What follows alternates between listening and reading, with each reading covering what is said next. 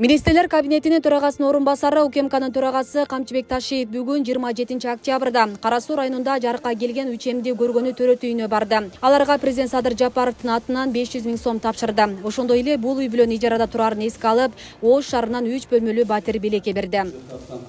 Сыйлык берип кой деп келди. 500 000 сом. 500 000 сом акча. Сизге берет, сизге берет.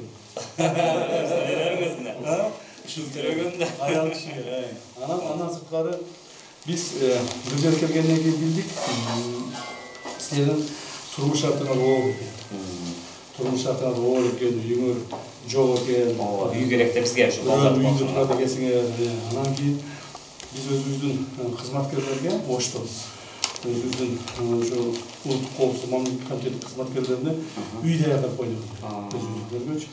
Анан мен бүгүн балдарга айттым, мен ал үйдү силерге бере берейин депчи.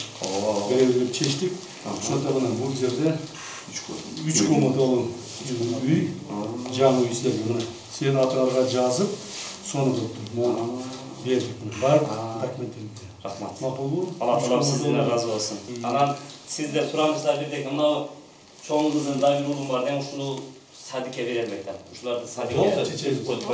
Аким чечиңиз. Анан пособия жакта 5 балага пособия.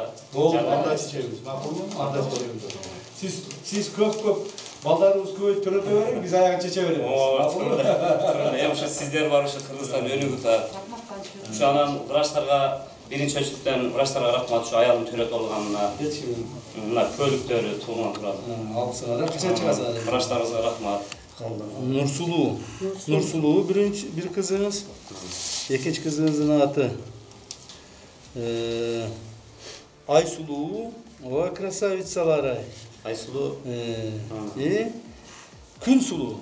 Жаш үй бүлө үчемге Таңсулуу, Күнсулуу, Нурсулуу аттуу ысымдарды ыйгарышкан. Бул ай жаркындын 3-чү төрөтү болуп, жалпы 5 баланын бактылуу энесине айланды. Учурда эне баланын ден соолугу жакшы, жакынкы күндөрү ооруканадан чыгууга даярдык көрүлүп жатат. Камчыбек Ташиев, Садыр Жапаров, ушуларга рахмат, доктурларыбызга рахмат.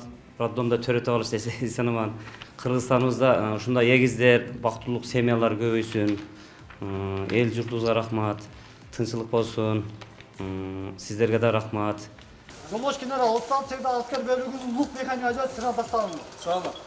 Буга чейин 12 октябрда Кара Суу районунда дагы бир үчем жарыкка келген. Учурда 2 уул 1 кызы жарык дүйнөгө алып келген келин үйүнө чыгарылган. Атайын кызматтын өкүлү бүгүн 31 октябрда жаш жубайлардын үйүнө барып, президент Садыр Жапаровдун атынан 500 000 сом тапшырып, Ош шаарынан 3 бөлмөлүү батир берүүнү убада кылган. Акыркы 10 күндө 3 өтөлүп.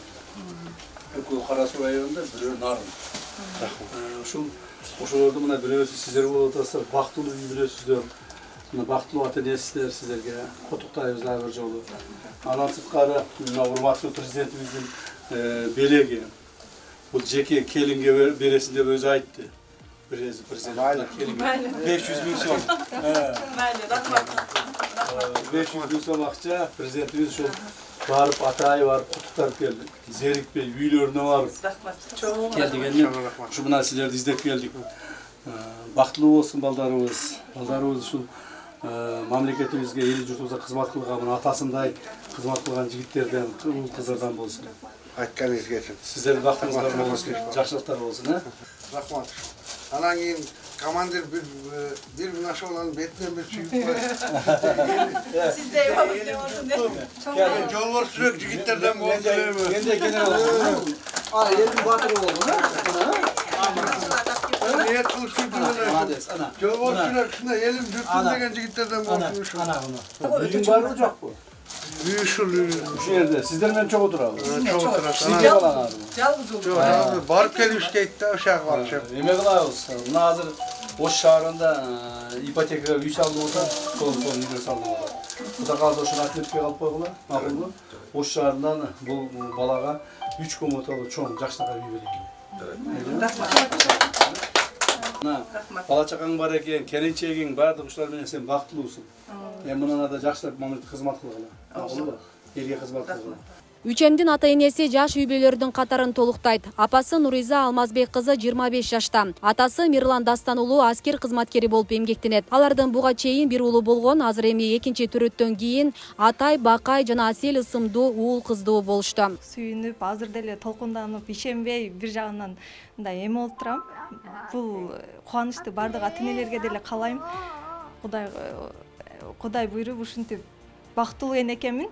4 баланын энеси болуп отурам, 25 жашымда. 2018 жылдан бери ушул убакытка чейин аскер бөлүктө ата мекенге кызмат кылып келем.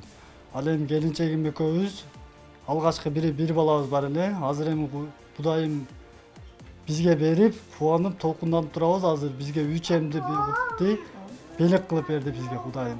Президентибизге жана Камчыбек Кыдыршаевичке терең ыраазычылыкты билдиребиз. Те алыстан бизи чет айылыбызга келип ушундай куттуктап белектерин берип кеткенине өтө кубанычтабыз. Рахмат чоң. Жаш келин балдарды операция жолу менен төрөгөн. Ушул тапта эне баланын абалы жакшы. Алардын ден соолугу ак халатчандардын көзөмөлүндө турат. Балдарыбыздын азыркы учурда дени сак жакшы, бардык балдардан ошол менен жакшы төрөлдү. Салмагы 2 кг 100, 1 кг 920, 1 кг 900 төрөлдү. Балдарыбыз учурда көкүрөк сүтү менен багылып турат. Апасында дени сак.